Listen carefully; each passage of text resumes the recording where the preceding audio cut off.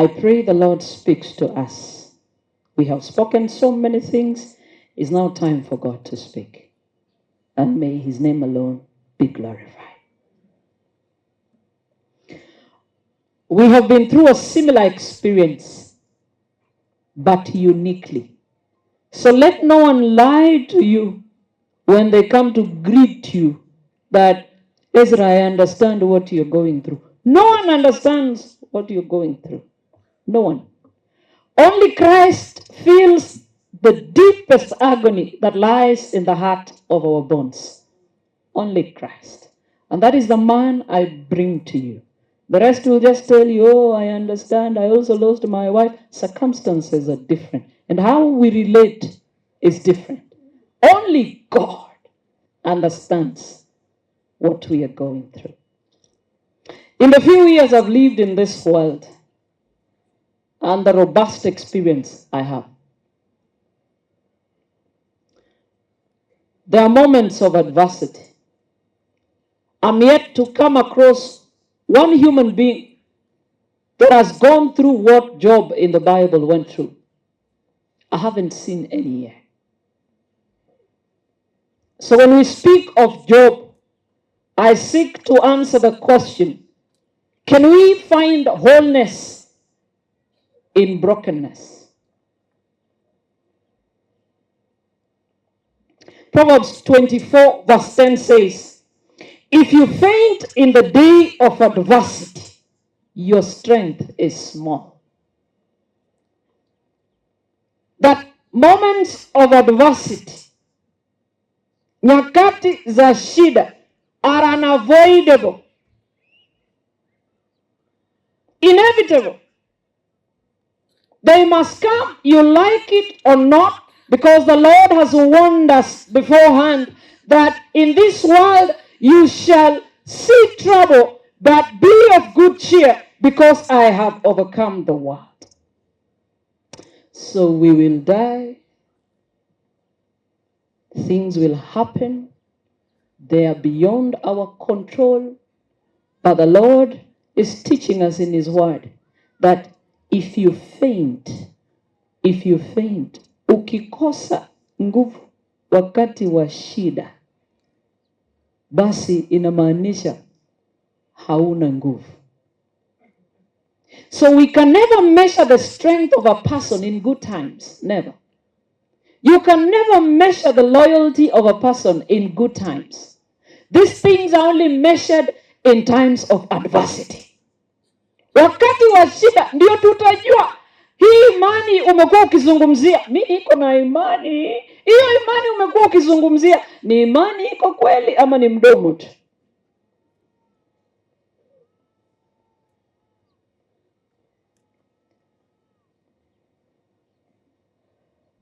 And so we are introduced to a man called Job. And I love the description that is given about Job. A man that was blameless and upright, feared God and shunned evil. That is his spiritual life. And then we are introduced to familia yake. Biblia inasema alikuwa na watoto wa kiume 7 na wa kike 3, watoto 10. So ukinicheka wangu 6, mimi nimekueleza naendelea. Hakuwa na watoto 10 kutoka kwa wake wawili. Mke ngapi? 1. Tunatafuta wanawake kama hao siku hizi, sijao.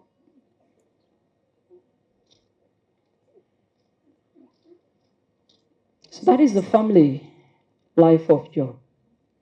The Bible introduces us to his wealth and possessions. And says that his possessions were 7,000 sheep. Ngamia 3,000. Ng'ombe 500. Punda wa kike, punda wa kiume 500. And a very large household, so that this man was the greatest of all the people of the East. I have problems when some church members want to preach to us that money is bad. The children of God can be the wealthiest in the world. Adiyo, si lazima ukuwe na mali mingi, eti itakuelekeza kwa na pesa wanataka wajenge kanisa. Ati bora uhai. Sasa mbona usiende kwa muhindi kwa hardware umwambie niko na uhai nipe simiti 100.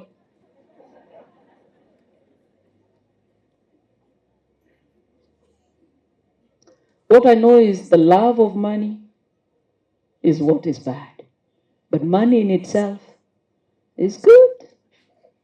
Job was the wealthiest, but a man that also feared the Lord. The story continues na inasema kwamba kulikuwa na mkutano kule mbinguni. Mungu ana mkutano na wanawake, I suppose malaika. Alafu the adversary ambaye ni shetani akapatikana kwenye mkutano. Wana mazungumzo na Mungu na anamuuliza ni vipi umefika hapa? Sema nilikuwa na zunguka huku na kule nikajipata hapa. Na ulipokuwa ukizunguka ulikutana na Job mahali. Listen to this conversation. Then the Lord said to Satan, that is verse 8, have you considered my servant Job, that there is none like him on earth, a blameless and upright man, one who fears God and shuns evil? And the devil responds and he says, kwani huyu Job ana kutumikia for nothing? Sini vile umempatia hii mali ako nayo ndio unafikiria anakupenda. And then the Lord said this, but now stretch out your hand, that is the devil, and touch all that he has, and he will surely curse you to your face. Guza tu vitu wako nayo, uone vile Job atakuacha, vile wengi wetu tuko. Huyu Mungu tunampenda tu wakati tuko na mali. Wakati hatuna tunasahau. Ama wakati mwingine tukiwa nayo hatumjui. Ikipotea tunamtafuta. And then the Lord said in verse 12, behold, all that he has is in your power. Chochote ako nacho kiko mkononi mwako. Only do not lay a hand on his person. So Satan went out from the presence of the Lord. I love it. And the Lord permitted Satan to tamper with Job in his every sphere of life. The question is, why did the Lord permit Satan to tamper with Job's life like that? For one simple reason. He took pride in Job. Iko wakati utateseka, si kwamba Mungu amekusahau. Kuna mazungumzo ambayo wewe hauelewi iliendelea lini, ilifanyika lini. Lakini unapitia shida kwa sababu the Lord is proud of you. Saying, have you seen my servant Elizabeth? He can count on you in tough times.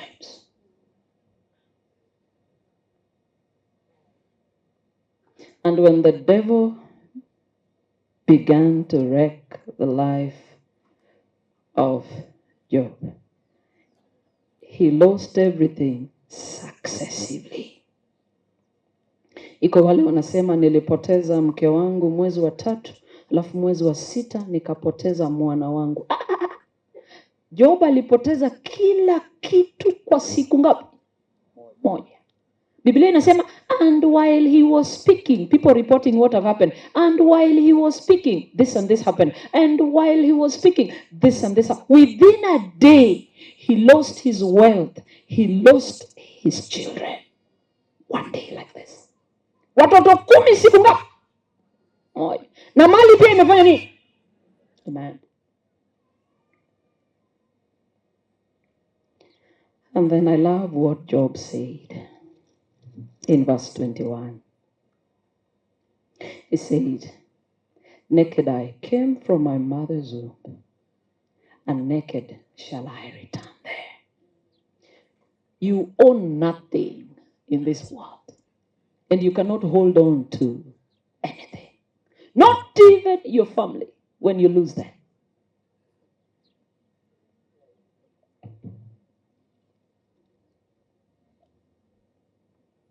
The Lord gave, and the Lord has taken away. Blessed be the name of the Lord. In all this, Job did not sin nor charge God with wrong. Ezra, are you listening to me? Yeah. Job learned to look at things in light of eternity. That there is life beyond this world. And at times it's good ujifunze kujiuliza maswali magumu kabisa. Maswali kama kuna kitu nimeuliza Mungu anipe, asiponipa kutaendaje? Does it still remain to be God? The three Hebrew boys say, I know our God will save us, but even if he does not, we will still worship him. Why? Because they know there is a bigger and better life beyond this world. That is what Job was.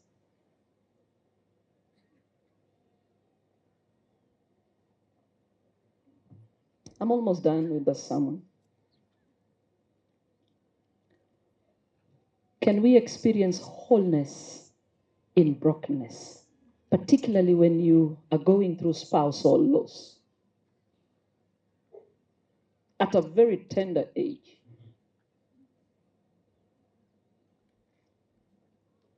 Can you still be whole and complete? What defines your wholeness?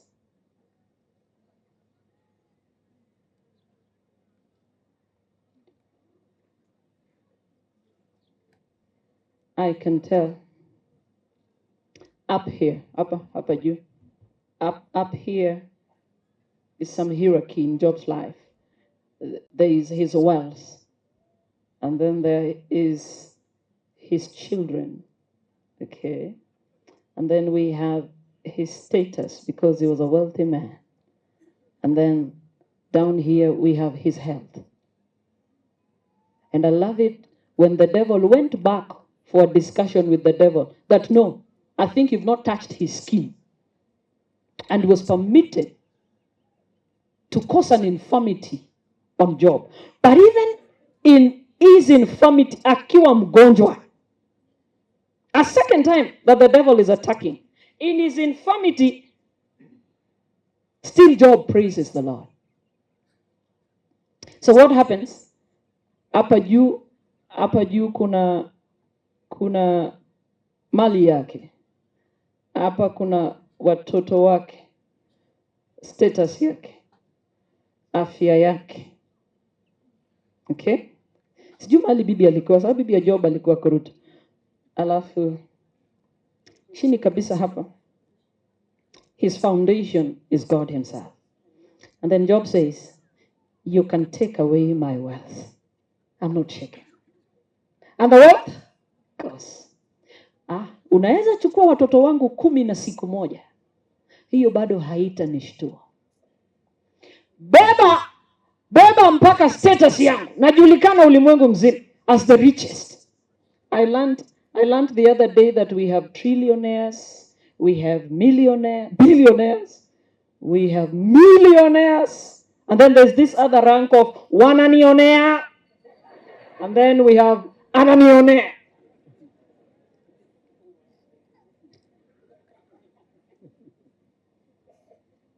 So you've taken my wealth, I'm never shaken. You've taken all my 7 sons and 3 daughters, I am not shaken. Umechukua status yangu, I am not shaken. Ukachukua mpaka afya yangu. Job was sick beyond recognition. He was not shaken. But when they tried to tamper on his foundation, and his foundation was God himself, he stood firm and said, you can take away everything, but my foundation you can never take. I am still Job without my children. I am still Job without my wealth. I am still Job without my status. I am still Job without my health. But I can never be Job without God. And so when his wife came and said, why can't you just cast this your Lord and then die? He said, I have my wholeness in the fact that I have Christ in my life. And you can take away anything, but I will not allow you to take my God. So can we find wholeness in brokenness? Ezra, you're still complete even without your wife. You will still be complete even without your children. You will still be complete without your parents and siblings. You will be complete without your friends and colleagues. Complete without your job. For as long as you have Christ, you are complete. For he says, without me, you can do nothing. That is the only way you can survive. Otherwise, you'll find some funny woman here. There's even a woman here just looking, say, hey, hapo mimi naenda kuingia. Wako. Wanakutegea. So ukiwasalimia, wasalimia ukiwa chonjo.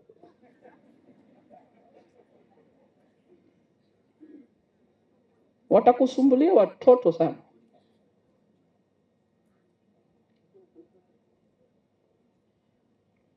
And I love the promise you're giving. That what you remain with is to take care of your children for the sake of your departed wife. They are very young. And going forward, all the decisions you make will impact on those two children. Going forward. So kiarere ingine hapa imevaa skati fupi na iko na makalio makubwa. Isikushtue. Funga macho kabisa.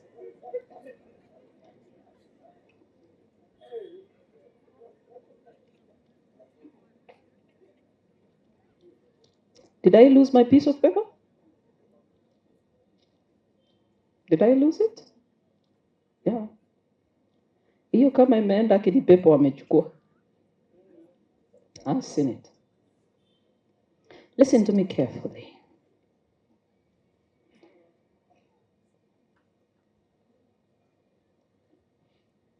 When you study Job chapter 13, Job 13, let us go there. I'll only read 2 texts. If I add it will be one more. 13. How Job responded to his situation and defends himself. Verse 13. Wakati marafiki wameongea kila kitu. Unajua unaweza kuwa na shida mpaka watu waseme huyu hapo na shida sababu alisacrifice mtoto kwa Illuminati. Iko shida inaweza kupata mpaka marafiki wa karibu wakakushuku.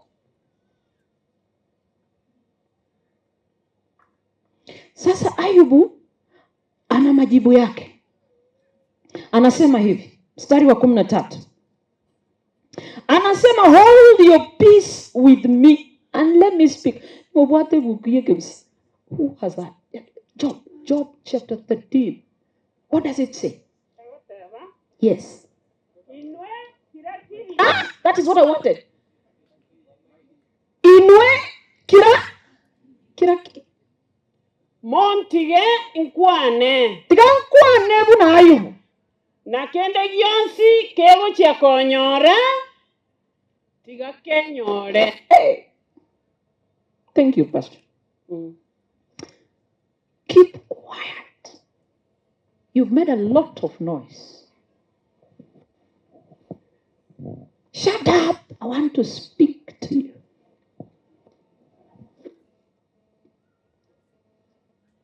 Job says, then let come on me what may.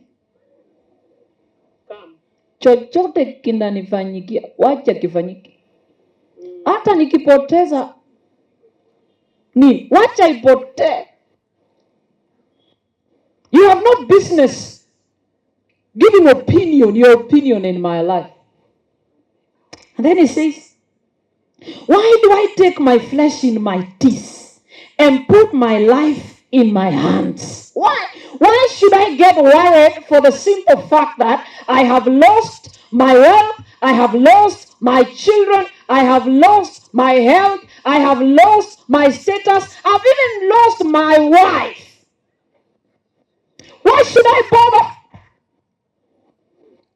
Mbona kichwa kiniume? Unajua kuna zingine naambia mama, mzee akikusumbua, wacha kulia usiku yote. Ati unalia ukiwa njaa. Unajua vile kulia wakati tumbo hakuna kitu ni ngumu. Ati mzee wangu ananisumbua. Ako na kasichana kengine hapo. Hapa Kebiriko. Na unalia, yani analala njaa. Mimi nimejifunza. Hiyo inafanyika hata ifanye nini? Ifanyike. Kama ni kulala tutafanya nini? Tutalala. In fact, ndio siku unachinja kuku unakula. Ukiona ametokea gate amekuja huko, wekea matawi ya avocado. Wewe kula vizuri, lala.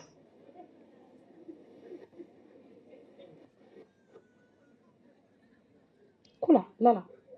Usipoteze kilo kwa vitu vidogo vidogo.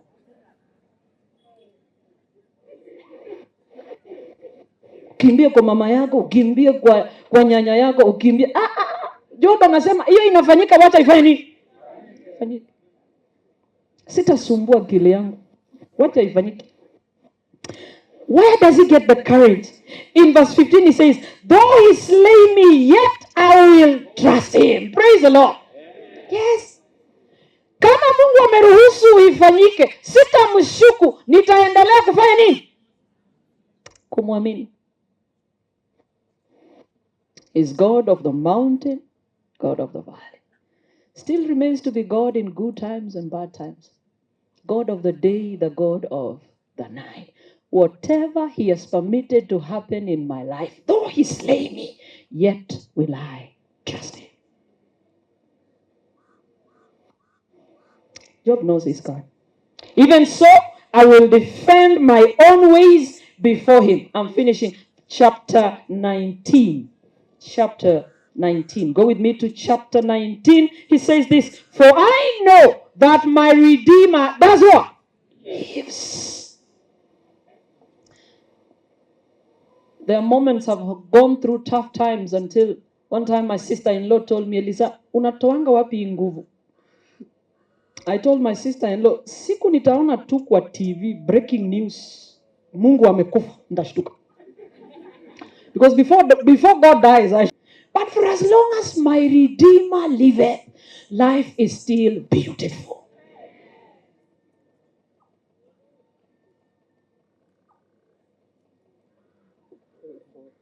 Your children are not in your hands. Not even in Erongolia. Hii tumetoa hapo. Hii itaisha. Hii kwa watu 2-3 washaitegea. Watapotea nayo. And I'm very sure iko mtu amewekwa hapa kuangalia Rongolia, si ndio? Chunga hiyo kitu isiende. Itaenda. Kwenda nayo itaenda. Kwa watu wako na damu ya paka hapa. Kwenda itaenda. Your children are not in the hands of not even your parents. No one should lie to you that we will help you take care of your children. No one. Your children and yourself are solely in the hands of our Redeemer. Because he lives, I confess. I have not seen that small boy. You've called him Len. I guess it was Helen. You removed the H-E. Len. In memory of your life, of your wife. Say, how sweet to hold a newborn baby and feel the pride and joy it gives, but greater still, a calm assurance this child can face uncertain days because he lives. Because he lives, I confess tomorrow. Because he lives, all fear is gone. Because I know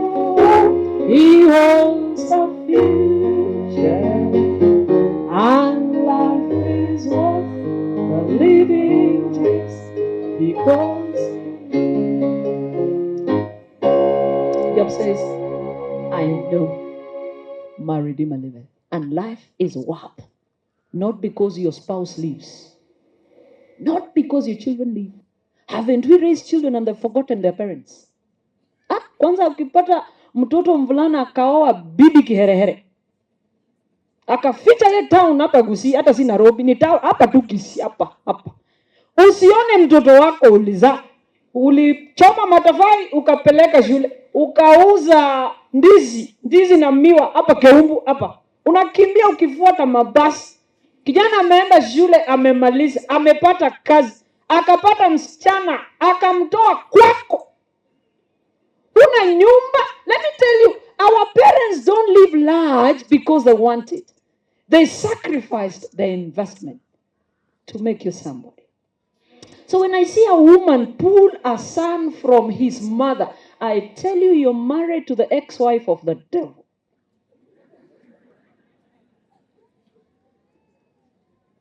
Before you can have a fridge, make sure your mother has a what? Make sure. In fact, if you can have your parents have a car before you have it, the better. But I see people seated here, nice suits, looking good, but your parents are neglected at home.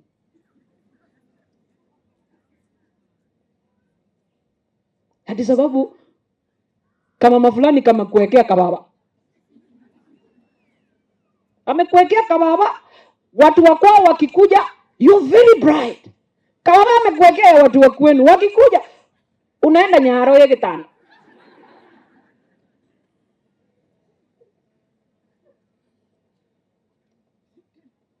Let me complete that verse. My Redeemer, for I know my Redeemer liveth. He says, and he shall stand at last. I love it. Everything can go. Where is this wind coming from? Everything can go, is what Job is saying. Everything can go. There is one person that cannot go, and that is Christ. He said, I know he liveth, and he shall stand at last.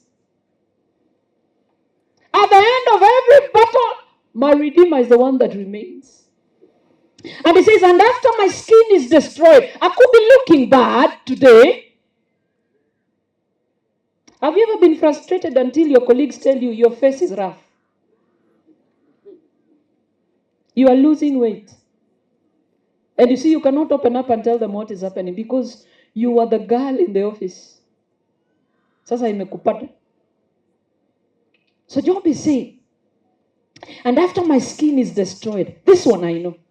I cannot be certain about other things, but this one I know. That in my flesh, this same flesh, this one, I shall see God,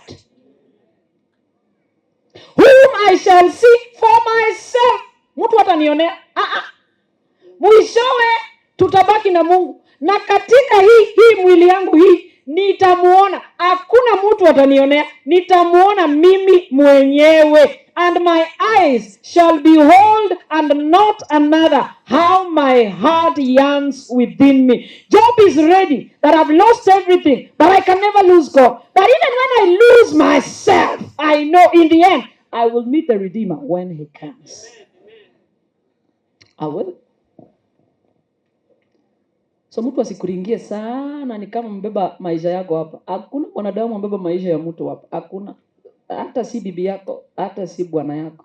Ngoma teni jana kolendra. Bwana yako anakuambia. Hata mama yako ni wewe, ni mimi ninasaidia. Kwenu hata mungekuwa watu kama si mimi. Huyo ni bwana yako anakuambia. Anakutawanyera. Simama kidete mwambie sikiza. Hata wewe maisha yako hauyaelewi. Yeah. The number of your days no man knows in this earth. Unaweza kufa mbele ya? Yeah. Unaweza kufa mbele yako. Kile nitabaki naye ambaye hakufi is Christ our Lord. And he is coming. He is coming. And when he comes, I am sure I will see him. 1 Corinthians chapter 15 as we close. Chapter 15. Paul is discussing the fact that Christianity finds its meaning in the resurrection of Christ. If Christ did not resurrect, then it's futile to be a Christian. What gives us joy and hope is the simple fact that there is the hope of the resurrection morning. There is life beyond the grave. And then he finishes it off in verse 51 and says, Behold, I am telling you a mystery, we shall not all sleep. Hapo ndio huwa nakosana na watu kwa matanga wakati wanasema sisi wote tutakufa. Sio kila mtu atakufa. Iko watu Yesu akija atapata wakiwa nini? Hai. Usifanye makosa uambie watu eti hata wewe utakufa. Nani alikuambia? Kama mimi sioni nikikufa mapema. Na hiki herere sioni nikikufa.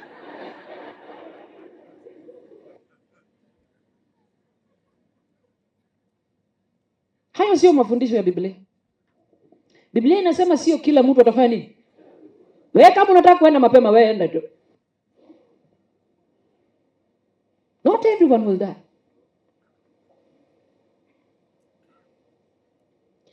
We shall not all sleep, but we shall all be changed. In a moment, in the twinkling of an eye, at the last trumpet. For the trumpet will sound, and the dead will be raised incorruptible. And we shall be changed. For this corruptible must put on incorruption, and this mortal must put on immortality. If there is anything you should be chasing in this world, is immortality. Nothing else. Kimbiza maisha ya milele. Hiyo ndio ikusumbue. Sio vitu vya dunia hii. Kuna vile wanawake wanateseka na urembo. Teseka sana. Nataka kuwa mweupe. Paka mafuta yote. Kwa mwili ambao utaoza. Mimi nangoja siku Yesu anakuja, labda nitamwambia si unipatie nisikie tu inakuanga aje mtu akiwa mweupe. Sababu ni kama watu weupe wanaringa sana. Paka wanafanya sisi weusi tunapaka mafuta ya kuwa nini? Wapata kama mama kamebadilisha rangi. Baka amekuwa green, purple, black, blue. Hauelewi sasa rangi yake ni gani. Jamani, uko sawa ulivyo. Praise the Lord. Praise the Lord. Huu mwili sio huu utaingia mbinguni. Atakapokuja Kristo huu mwili lazima utabadilishwa. Usisumbuke na pimples zako, usisumbuke na miguu midogo midogo, usisumbuke na makalio madogo. Hiyo yako ndio yako. Hakuna haja ya kuongeza. Hamna haja kabisa. Na wengine wanakazana kubeba matiti ikue kubwa. Matiti itaanguka upende usipende. Kama hutanyonyesha miaka itailazimu iende chini kwa sababu ya kitu physics inaitwa force of gravity. Wacha kujisumbua. Ishi maisha yako. Live a carefree life. The only thing you should focus on and chase is immortality. Hiyo maisha ya milele. Hiyo. So Paulo anasema atakapokuja huu mwili ambao unaoza huu lazima ubadilike uwe mwili usiooza. Na kule kufa kwetu ubadilike kwamba hatuwezi kufa tena. Wakati huo ukifika, so when this corruptible has put on incorruption and this mortal has put on immortality, then shall be brought to pass the saying that is written, death is swallowed up in victory. Oh death, where is your what? Your sting. Oh heads, where is your victory? Leo tuko kwa matanga ya Helen, tunamzika.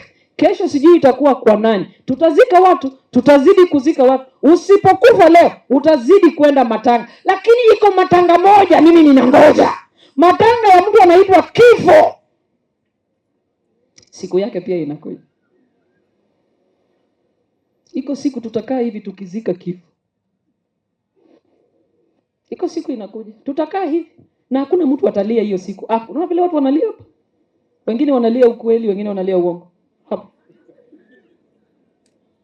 Ushaona mke mwenye amesumbua bwana yake kabisa. Na akikufa analia ni kama hakumsumbua.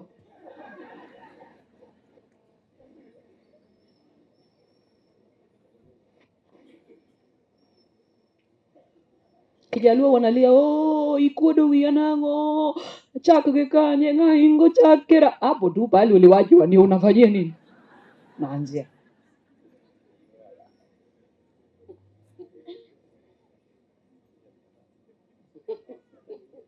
matanga ya kifo hatutalia. Matanga ya kifo tutafurahi. Tutafurahi. Tukimuuliza, where is your what? Your sting. It is my prayer, Ezra. You can still be whole, complete in Christ. Everything can leave you, but do not allow Christ to depart from you. I learned that Christ can depart from us. I learned. The Spirit of the Lord departed from Saul. Did he? Yes.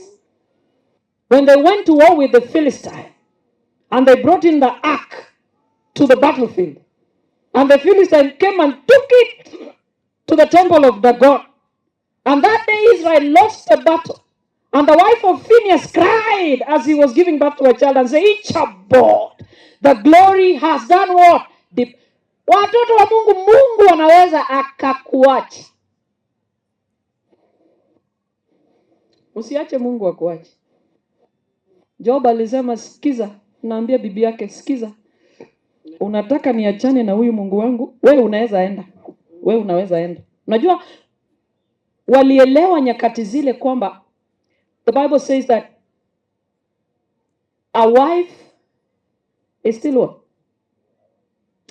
Yani uwezi ukaolewa kama bado mume wako hajafanya nini? A wife is still bound by law for as long as her husband does what? Lives. But when he dies, she's at liberty to be married to whoever she wants in the Lord. So mke wa Job alijua.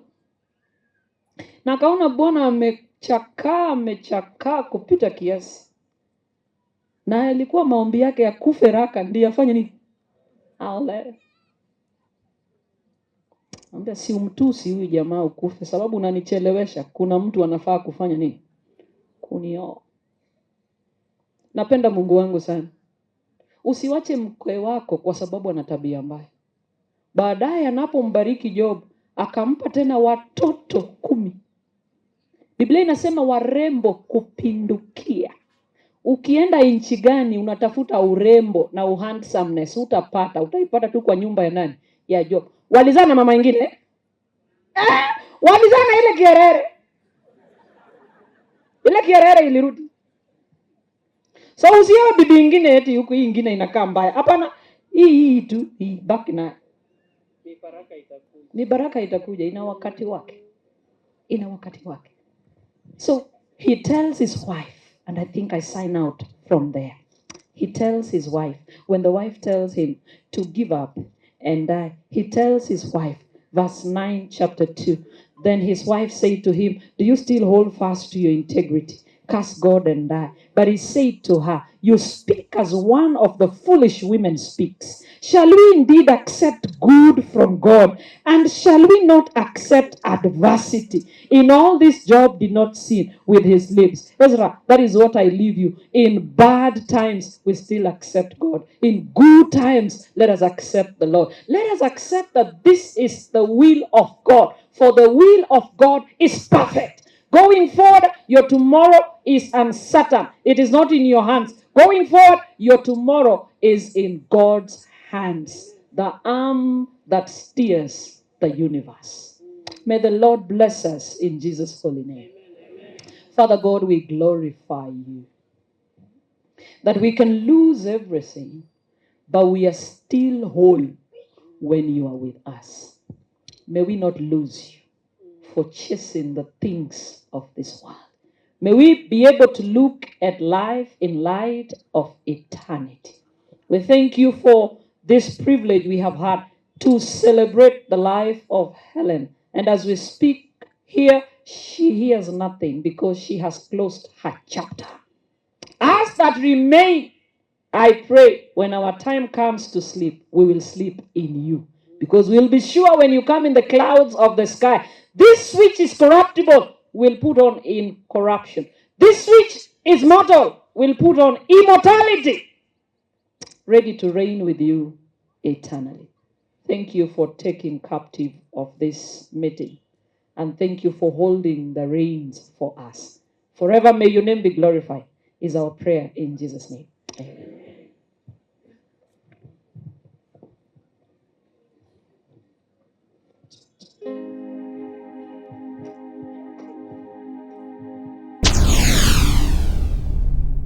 Get the point. Take a step forward.